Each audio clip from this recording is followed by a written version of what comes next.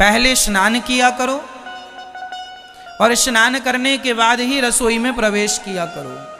रसोई भी मंदिर है। बताओ रसोई किस किस चीज का मंदिर है, काहे का मंदिर है? बोलो किसका? अन्नपूर्णा।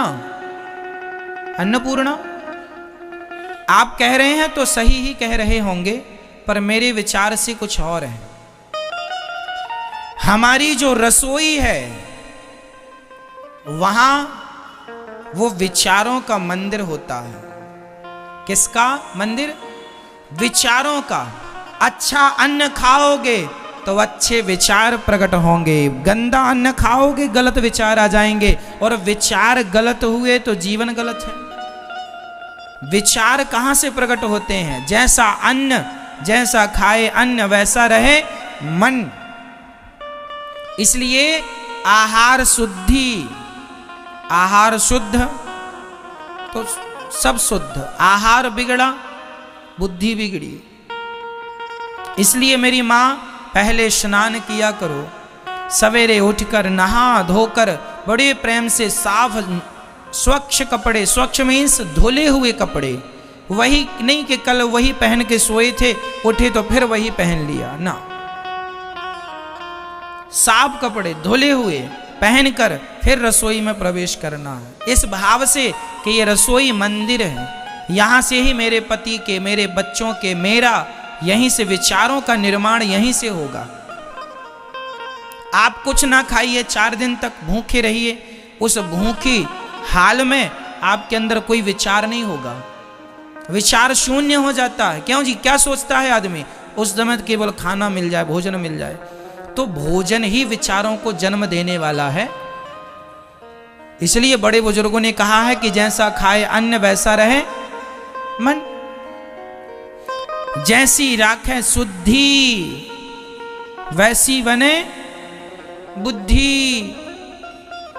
आजकल हमारी माताएं और हमारे छोटे छोटे बच्चे और ये पुरुष लोग ये शुद्धि का ख्याल नहीं रखते। अपने घर का एक कानून बना दो, कोई भी बाथरूम जाएगा तो बाथरूम से लौटने के पहले 4 कुल्ला करना और हाथ धुलना और पांव धुलना अनिवार्य है। बाथरूम जाइए तो हाथ, पांव और कुल्ला करना अनिवार्य है, तब आप शुद्ध होते हैं। और यदि आप शौच के लिए गए हैं, दीर्घ शंका गए हैं, तो फिर आपको वहां से नहा कर ही लौटना है। जितने कपड़े पहनकर दीर्घ शंका शौच के लिए जाओ, वो सारे कपड़े गीले करो। दिन में 2 बार जाओ, 3 बार जाओ तो 3 बार नहाओ। वहां से बिना नहाए आओगे तो वहां जहां जहां जाओगे वो अशुद्ध अवस्था में आपके अंदर नेगेटिव अर्थात नकारात्मक विचार। ये देखो ब्रह्मांड में ना 2 प्रकार की बातें घूमती हैं। इस ब्रह्मांड में अच्छे विचार भी घूम रहे हैं और बुरे विचार भी घूम रहे हैं। यदि आप पवित्र हैं तो बुरे विचार आपसे दूर रहेंगे, अच्छे अच्छे विचार आएंगे। और आप अशुद्ध हैं, अपवित्र हैं, गंदगी है, तो तुरंत अशुद्ध विचार, गलत विचार आपके अंदर आ जाएंगे। और विचार गलत हुए तो व्यक्ति गलत हो जाता है। मैं कह चुका हूं कि मैं और आप गलत नहीं हैं, विचार हमें गलत करते हैं। इस सब्जेक्ट पे मैं बात कर चुका हूं, ठीक है? इसलिए नियम बनाओ कि आप शौच के लिए जाएंगे तो आप कम कपड़े पहन कर जाएंगे, और जो पहन कर जाएंगे वो सारे धुलेंगे और बिना नहाए नहीं। यदि आपने एक बार पूरा स्नान कर लिया है और दोबारा इमरजेंसी जानी पड़ी तो आप कमर से अपनी नाभि को गीला करता हुआ पानी आपके कमर को गीला करे, चरणों को गीला करे। अर्ध स्नान कहते हैं इसे। एक स्नान होता है संपूर्ण स्नान और एक स्नान होता है अर्ध स्नान।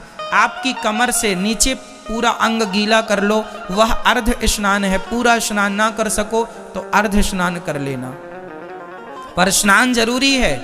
जैसी शुद्धि, आजकल बच्चों की बुद्धि क्यों बिगड़ रही है? 4 दिन नहाते नहीं है। ये शौच के लिए भी जाते हैं, बाथरूम भी जाते हैं, पर ये नहाते नहीं है।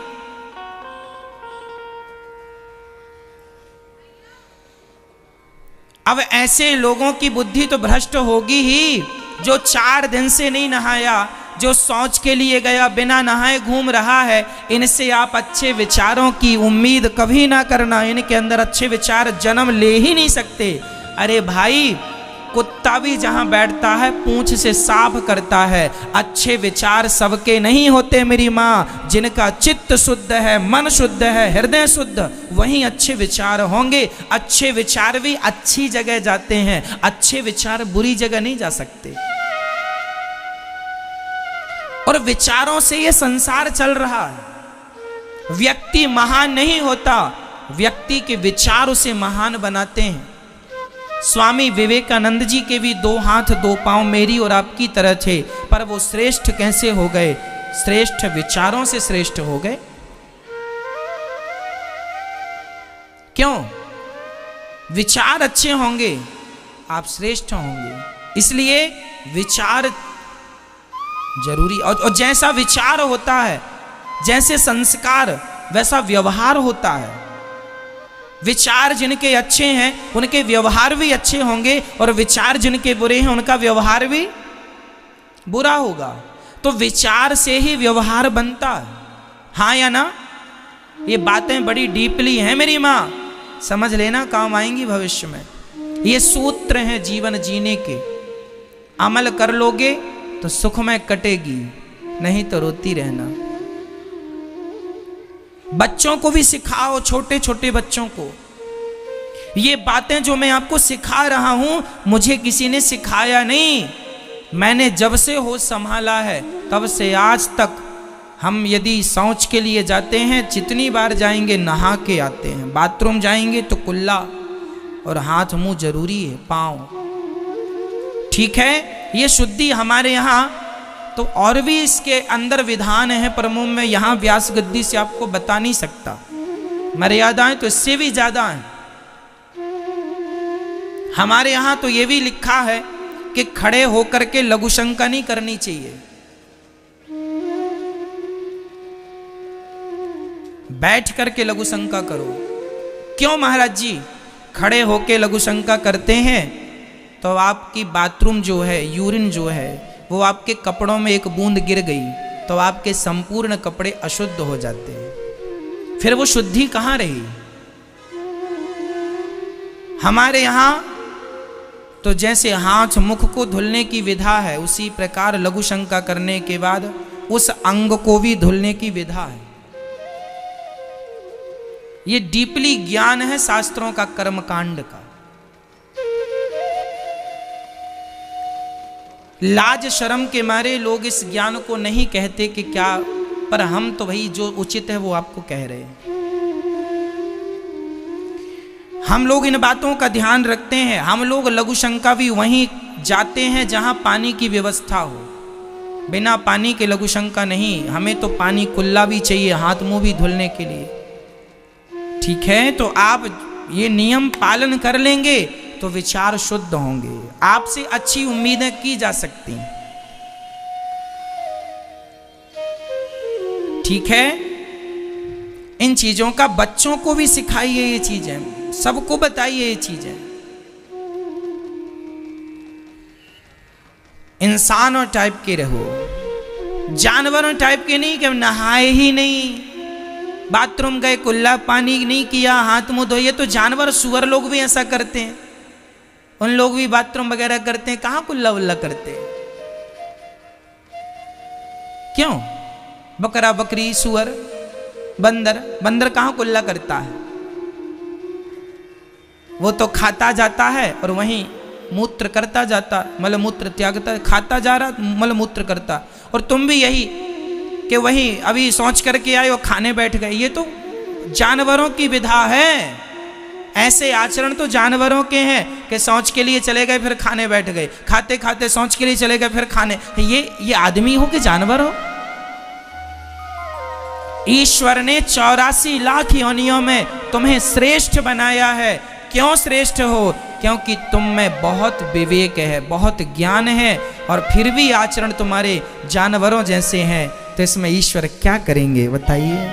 कितना सुंदर शरीर दिया, कितनी बुद्धि अच्छी है आपकी, कितना अच्छा आप आचरण कर सकते हो, लेकिन नहीं करते आलस्य के कारण।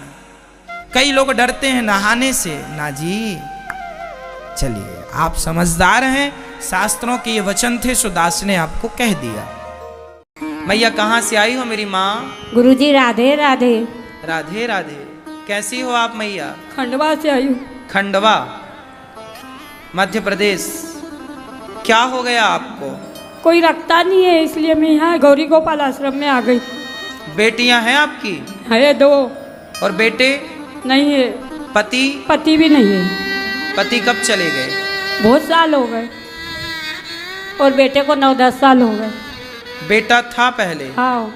10 साल पहले? हाँ। भगवान के घर चला गया। बहू? बहू नहीं, कुंवारा मर गया। कुंवारा था।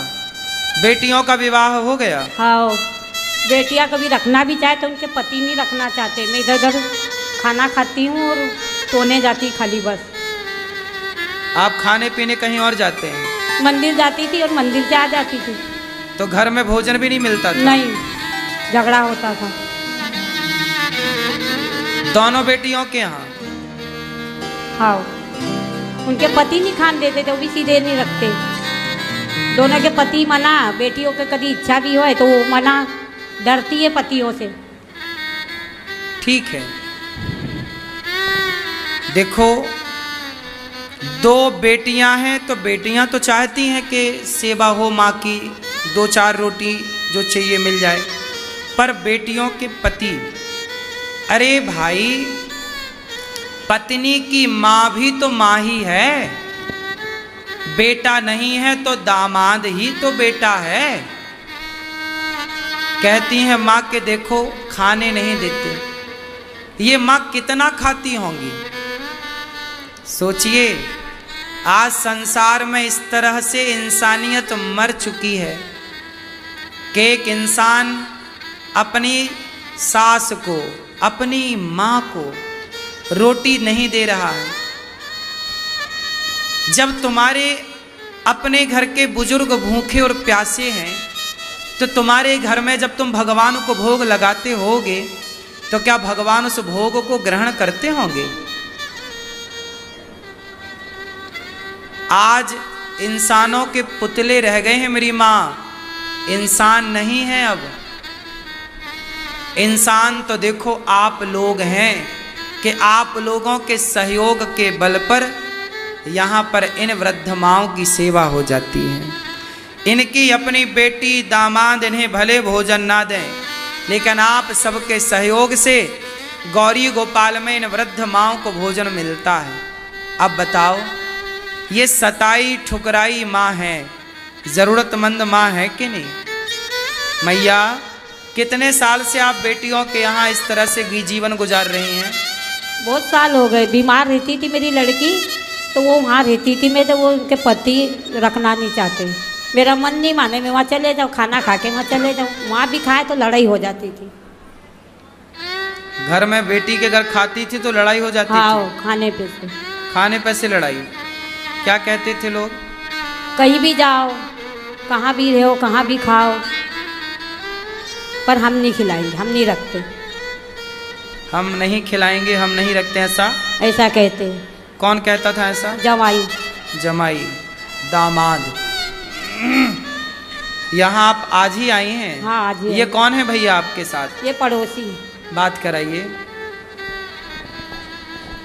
मैं मदद करना चाहता हूँ इनकी, उनको लेके आया हूँ मदद से। तो मदद करना चाहते हैं तो आप इनके घर में रख के सेवा करते हैं? आप नहीं, यहाँ का पता था तो इनकी यहाँ लाया इनको। इनकी इच्छा भी थी यहाँ कि अंतिम तक रहूँगी मैं। तो आप पड़ोसी हैं? जी हाँ। आप पड़ोसी 2-4 लोग मिलके माँ की सेवा कर लेते तो भी अच्छा था ना? जी। क्यों नहीं की सेवा? तो हमारे बच्चे है, बहू इतराज करती है ना। वो ऐतराज करते हैं? देखो सबको इंसानों की सेवा से ऐतराज है। एक अनिरुद्धाचार्य है जिसे माँ की सेवा से कोई ऐतराज नहीं है। अब आप बताइए, इस संसार में देखो अपने अपने बच्चों का पेट तो कुत्ता बिल्ली भी भर रहे हैं, नहीं भर रहे हैं। अपने बच्चों की परवरिश तो कुत्ता बिल्ली भी कर लेते हैं कि नहीं, पशु पक्षी भी कर लेते हैं कि नहीं, पर सभी में बांट कर खाए उसे इंसान कहते हैं। पराया दर्द अपनाए उसे इंसान कहते हैं। भगवान से प्रार्थना केवल इतनी है, आप लोगों से प्रार्थना केवल इतनी है। आप देख रहे हैं कि रोज कोई ना कोई वृद्ध माँ गौरी गोपाल आती हैं। अब यहाँ पर 292वीं माँ है ये, 292, 291 माँ यहाँ थी, आज एक माँ और आई। अब इन माँओं के रहने के लिए ना गौरी गोपाल में भी अब जगह नहीं है, इसलिए इन माँओं के लिए हम एक बड़ा आश्रम बनाना चाह रहे हैं। ये काम चल रहा है, ऊपर आप देख रहे हैं। इस काम में बड़ी रुकावटें हैं, बड़ा काम है तो बहुत खर्चे हैं। 4 दिन काम होता है, कुछ दिन काम रुक जाता है। जैसे पैसा आया काम शुरू हो गया, पैसा गया काम खत्म। अब इतना बड़ा आश्रम है, आप देख रहे हैं 1000 माँओं के रहने की क्षमता है इस आश्रम में, लेकिन एक पलंग भी खरीदने जाओ तो पैसा लगता है, एक तकिया भी खरीदने जाओ तो पैसा लगता है। माँओं के कमरे में एक व्यवस्थित पंखा हो, कूलर हो, बेड हो, गद्दा हो, तकिया हो, खिड़की हो, दरवाज़ा हो, वॉशरूम हो, ये तो सब चाहिए ना। तो ये सब की आवश्यकता है।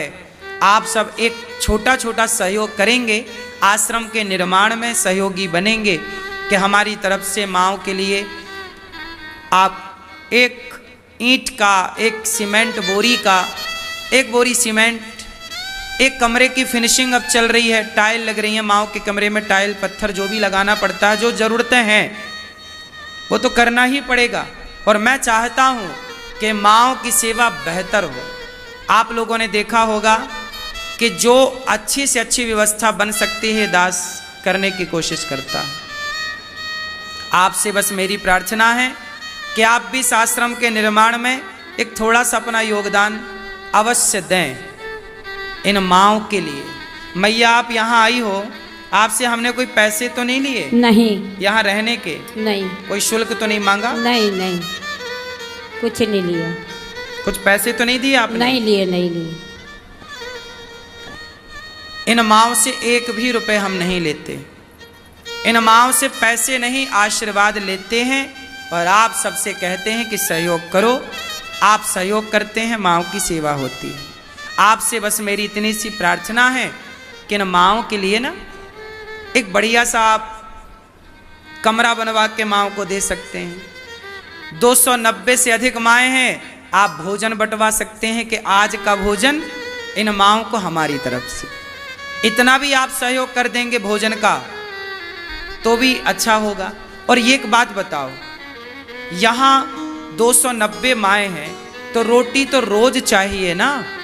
290 लोगों का भोजन तो रोज बनेगा। 290 माँ और 150 बच्चे गुरुकुल के, क्यों रोज भोजन चाहिए? तो आपसे प्रार्थना है कि आप भोजन की व्यवस्था आप कराओ। एक दिन का आप, एक दिन का आप, एक दिन का आप माँओं का, तो कितना अच्छा होगा। एक माँ को आप गोद ले लो कि ये माँ ही है, इन माँ के अब जीवन भर के खाने पीने की व्यवस्था हम करेंगे। इन माँ का एक एक माँ की जिम्मेदारी भी आप ले लो तो बहुत अच्छे से काम हो जाए। बस मेरी प्रार्थना है, मेरा विश्वास है कि आप सहयोग करते हैं, आगे भी करते रहेंगे। गौरी गोपाल आश्रम में इन माँओं के लिए रात्रि का दूध, सबको दूध मिलता है। आप एक रात्रि का दूध आपकी तरफ से, क्या आज दूध हमारी ओर से। अब सोचिए 290 माएँ हैं और सबको एक एक पाव दूध मिलता है। अब एक एक पाव के हिसाब से 290 माह में कितने का दूध रोज का हुआ, आप देख लो। तो एक एक दिन की सेवा भी आप कर लेंगे।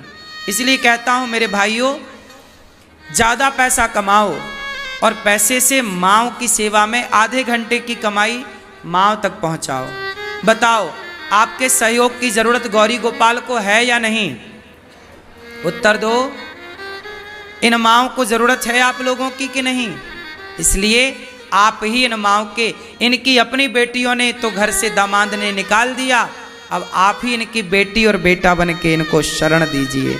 आप ही इन माँओं के लिए गौरी गोपाल में घर पे नहीं रख सकते आप, तो गौरी गोपाल आपका घर है, और ये गौरी गोपाल वृद्ध माँओं का घर ही तो है, और ये जो आश्रम बन रहा है ये माँओं का घर ही तो बन रहा है। क्या बन रहा है बताओ? गौरी गोपाल में कौन रहता है? वृद्ध माएँ। तो ये वृद्ध माँओं का घर है या नहीं? गौरी गोपाल में अखंड अन्न क्षेत्र बढ़ता है, हजारों साधु संत रोज आ जाते हैं, सब संतों को पेट भर भोजन मिलता है। आपसे मेरी इतनी सी विनती है कि आप भी इन संतों को अन्नदान करें। अपनी बेटी बेटे के जन्मदिन पर ये रोज साधु संत यहाँ पे आते हैं, ये भजन करने वाले साधु हैं, फुटपाथ पर सोने वाले साधु हैं, ऐसे संत कम मिलते हैं जो भजन करें और प्रेम से भगवान के धाम में रहें। ये रोज संतों को दाल चावल सब्जी रोटी का भोग लगता है, संतों की सेवा होती है। आप भी इन संतों को अन्नदान कर सकते हैं। आप भी बेटा बेटी के जन्मदिन में एक दिन का अन्न क्षेत्र बंटवा कर संतों की सेवा। संतों के लिए एक संत निवास बनाने का मेरा मन हुआ, तो इन संतों के लिए आप 1 गज 2 गज भूमि देकर संत निवास में सहयोगी बन सकते हैं। गौरी गोपाल अखंड रसोई चलती है, 30,000 लोग पर डे प्रसाद पाते हैं। आप भी एक दिन की रसोई बंटवाओ कि आज हमारी ओर से संपूर्ण रसोई भक्तों को बटेगी, सबको भोजन मिलेगा। आप भी ये रसोई की सेवा से अपने आप को जोड़ सकते हैं। गौरी गोपाल जी की रसोई, कितने लोगों ने प्रसादी पाई गौरी गोपाल जी की रसोई में? बोलो, पाई? अच्छा था प्रसाद? अच्छा था या नहीं? अच्छा था। ये सेवा है मानव जाति की या नहीं? तो अनिरुद्धाचार्य सेवा कर रहा है कि केवल कह रहा है? इसलिए आप भी साथ दीजिए। एक बात बताएं मेरी माँ, एक होते हैं वो जो सलाह देते हैं, एक होते हैं वो जो साथ देते हैं। सलाह और साथ, बताओ जीवन में किसकी आवश्यकता ज्यादा है, सलाह की या साथ की? सलाह देने वाले तो बहुत हैं, पर साथ देने वालों की जरूरत है। आपसे प्रार्थना करता हूं कि आप साथ देने वाले बनो। जब साथ दोगे तो भगवान भी आपका साथ देंगे, है ना? सीता माँ को जब रावण ने चुराया तो सारे लोग सलाह देते रहे, अरे राम राम कितनी दुखी है सीता माँ, बचाएं कि ना बचाएं, जाएं कि ना बजाएं। सबने सलाह दी, आपस में सलाह की, लेकिन एक जटायु थे जिन्होंने सलाह नहीं दी, सीता माँ का साथ दिया, सीता माँ का साथ दिया और रावण से लड़ गए। बस आपसे प्रार्थना है कि आप दास अनिरुद्ध को का साथ दीजिए, इस अच्छे काम से जुड़िए और एक दिन की संपूर्ण रसोई बटाकर आप भी अन्नदान करके पुण्य के भागीदार बनिए। गौरी गोपाल गौशाला है, आप गौदान कर सकते हैं, गायों को चारा भूसा खल चोकर का सहयोग कर सकते हैं। आप भी गौरी गोपाल गौशाला से जुड़ें और गौदान करें। कार्तिक का माह चल रहा है, कार्तिक माह में जितना पुण्य का कार्य हो सकता है आप कर लें। आओ मैया, आप यहीं रहना मेरी माँ, प्रसन्न चित्त से आपका बेटा बनकर यह दास अनिरुद्ध आपकी सदा सेवा करेगा, ठीक है? मेरी गौरी गोपाल आश्रम की बहुत इच्छा थी महाराज जी, फिर आज मेरी मन की कामना पूरी हो गई। राधे राधे। खुश रहिए। अब आपका बेटा ये दास है, हम सब आपके बेटा बेटी हैं, ठीक है? मेरी एक इच्छा यही थी बस, और कुछ नहीं, कि मैं कहीं ठुकराऊँ नहीं, कहीं भटकूँ नहीं, और मैं बस यहीं रहूँ। देखिए, हर बेसहारा माँ को गौरी गोपाल ही सहारे के रूप में दिखाई पड़ रहा है। कितनी माँओं की आशाएं इस गौरी गोपाल से हैं, हाँ या ना? भारत की हर माँ ये कहती है कि मेरा बेटा मेरी बहू मेरे अपने साथ ना दें तो अनिरुद्धाचार्य जरूर साथ देगा, गौरी गोपाल में सहारा जरूर मिलेगा। बताइए, ये ये विश्वास नहीं है लोगों का। मैं कहता हूँ कि आप अपने माँ बाप की इतनी बढ़िया सेवा करो कि उन्हें ज़रूरत ही ना पड़े। आप भोजन दो, माँ का ख्याल रखो, पाँव दबाओ, उनका सम्मान बनाए रखो। माँ बाप कोई दौलत थोड़ी मांगते हैं। गौरी गोपाल में भी तो माताएं रहती हैं, कोई माताएं दौलत थोड़ी मांगती हैं। समय से भोजन मिल जाए, समय से दवाई मिल जाए और उनका सम्मान। हम बेटे हैं ना, तो बेटे का कर्तव्य है कि वो अपने माँ बाप का सम्मान करें। माँ बाप ये नहीं कहते कि बेटा तुम सारा कमाई हमें दे दो।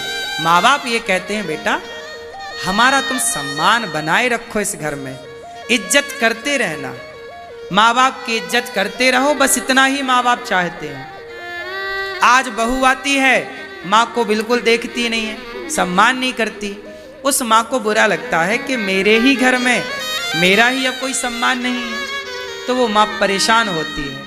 सम्मान नाम की जो चीज़ है ना, जो सम्मान अपने लिए चाहते हैं, वो माँ बाप का भी सम्मान आपको बनाए रखना चाहिए।